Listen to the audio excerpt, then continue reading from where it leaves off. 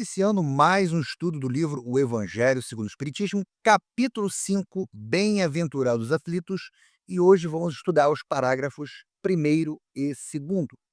Bom, fazendo uma análise rápida desse capítulo 5 como um todo, Kardec vai intitular nesse tópico Bem-aventurados os aflitos uma perspectiva profunda e consoladora sobre o sofrimento humano, apresentando não como um castigo aleatório, mas como um mecanismo de aprendizado e purificação.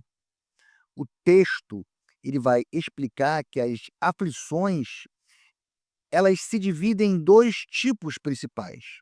Algumas são provas e expiações, que são oportunidades de aprendizado e quitação de débitos morais que são contraídos em existências passadas. E, nesse sentido, a provação é um desafio escolhido pelo espírito antes mesmo dele reencarnar, com o objetivo de fortalecer suas virtudes, enquanto a expiação é uma consequência inevitável dos erros, uma reparação forçada que purifica o ser.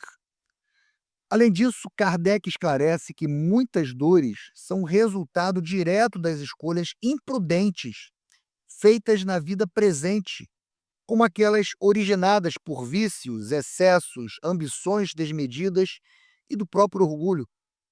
Dessa forma, a reencarnação ela é apresentada como a chave para compreender e justificar a justiça divina.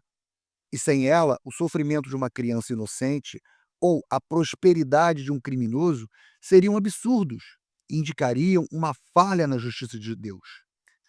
No entanto, o Espiritismo explica que as aflições atuais são reflexos de escolhas e ações de vidas anteriores, demonstrando que a lei de causa e efeito opera de forma perfeitamente justa através do tempo. A mensagem central desse capítulo é de esperança e resignação. Em vez de ver a dor como um castigo sem sentido, o Espiritismo a eleva a uma ferramenta de progresso espiritual. O texto ensina que o espírito que aceita suas provações com fé, sem revolta, compreendendo seu propósito, encontra o verdadeiro consolo. A felicidade genuína, portanto, não reside nos bens materiais ou na ausência de problemas, mas na paz de consciência e na certeza de que o sofrimento, quando suportado com paciência, ele é passageiro e conduz a uma felicidade futura. O título do capítulo, extraído das bem-aventuranças de Jesus, adquire um novo e profundo significado. Os aflitos são bem-aventurados porque o conhecimento da doutrina espírita lhes dá a certeza de que a dor é um caminho para a redenção e a felicidade na vida espiritual. Essa perspectiva transforma radicalmente a forma como lidamos com as dificuldades, substituindo a revolta pela aceitação e o desespero pela esperança. Então vamos começar esse capítulo 5 pelos parágrafos 1 e 2. Bem-aventurado os que choram, pois que serão consolados. Bem-aventurados os famintos e os sequiosos de justiça, pois que serão saciados. Bem-aventurados os que sofrem perseguição pela justiça, pois que é deles o reino dos céus. Então, o primeiro parágrafo do capítulo 5, Bem-aventurados os aflitos, ele serve como uma introdução poderosa e uma tese central para todo o tema que se seguirá. O texto, ele inicia com a citação de Jesus, Bem-aventurados os aflitos, porque deles é o reino dos céus. Então, a partir dessa frase, Kardec expõe imediatamente a aparente contradição que ela representa para a maioria das pessoas. O mundo, de fato, não vê a aflição como algo abençoado, mas sim como uma desgraça, um castigo. O parágrafo, então, ele questiona a lógica por trás de algo tão incompreensível. Como pode a dor ser um sinal de bênção, enquanto a felicidade e a riqueza, muitas vezes, parecem acompanhar aqueles que não se importam com a moralidade? Essa é a problemática central que o Espiritismo se propõe a resolver.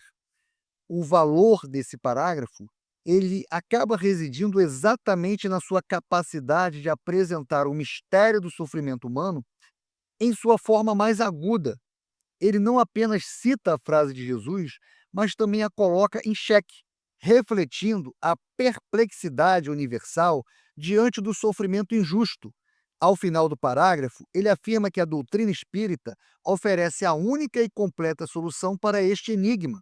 Ele prepara o leitor para o entendimento que virá, mostrando que a resposta para a aparente injustiça da vida não está na visão material, mas em uma compreensão mais profunda das leis divinas, que serão detalhadas nos parágrafos a seguir. Bem-aventurado vós, que sois pobres, porque vosso é o reino dos céus. Bem-aventurados vós, que agora tendes fome, porque sereis saciados. Ditosos sois vós, que agora chorais, porque rireis. Então veja que, nessa primeira parte do segundo parágrafo, né, Jesus se refere não apenas à pobreza material, mas principalmente à pobreza espiritual, ou seja, à humildade. Os aflitos, os que têm fome e os que choram, representam os espíritos que aceitam suas provas ou expiações com resignação e fé, compreendendo que as dificuldades dessa vida são passageiras e têm um propósito de crescimento. As bênçãos prometidas, como o reino dos céus e a saciedade, não são recompensas materiais desse mundo, mas a felicidade e o alívio que o espírito alcançará na vida futura, após ter superado as dificuldades terrestres. É uma promessa de que a dor, quando bem suportada, é um investimento espiritual que garantirá a paz e a alegria na imortalidade. Mas ai de vós, ricos, que tendes no mundo a vossa consolação. Ai de vós que estáis saciado, porque tereis fome. Ai de vós que agora rides, porque sereis constrangidos a gemir e a chorar. Então veja que aí nessa segunda passagem do segundo parágrafo, mas ai de vós, ricos, não é uma maldição contra quem tem posses. O ai de vós é um alerta sobre a consequência de viver para os bens materiais. Os ricos e saciados são aqueles que encontram sua única consolação na vida terrena, usando sua riqueza para satisfazer o orgulho, o egoísmo, a vaidade, sem se preocupar com o próximo ou com seu próprio desenvolvimento moral. Para esses espíritos, a felicidade é transitória e ilusória, e o apego ao materialismo os impede de evoluir. O sofrimento desse caso, que lhe é reservado, pois na frase ele fala: tereis fome, gemereis e chorareis. Não é um castigo imposto por Deus, mas sim a consequência inevitável da falta de preparo espiritual. No plano espiritual, onde as riquezas e as vaidades da terra nada significam, eles terão a verdadeira pobreza moral e a fome por virtudes que não cultivaram, e o choro será de arrependimento e de desilusão por terem desperdiçado uma existência focada apenas no efêmero.